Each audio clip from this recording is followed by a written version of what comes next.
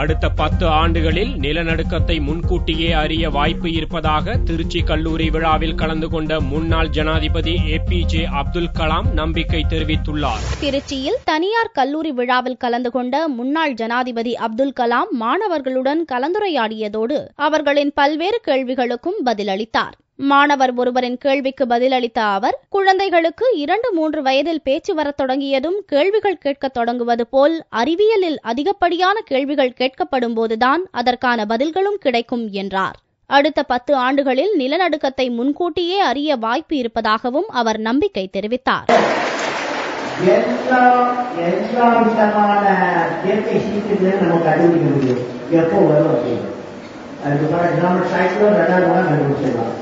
ஆனா ஏற்றுக்கொண்டே கண்டுபிடிக்காது. இப்போ சயின்டிஸ்ட் பல நாடுகளை ஆராய்ச்சி பண்ணிட்டு இருக்காங்க. அவசியம் இன்னொரு 10 வருஷத்துல அந்த ஆராய்ச்சி நடந்து இப்பதான் இங்கதான் ஏற்றுக்கிட்டு வர முடியும் அப்படின்னு ஒரு ஆராய்ச்சி வர்றதுக்கு வாய்ப்பு இருக்கு. 3 வயசு குழந்தை ஆரம்பிச்ச உடனே பேச ஆரம்பிச்சிடும். 2 வயசுல ஆரம்பிச்சிடும்.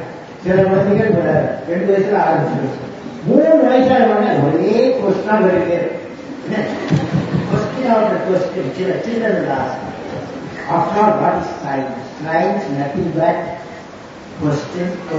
Think you better answer.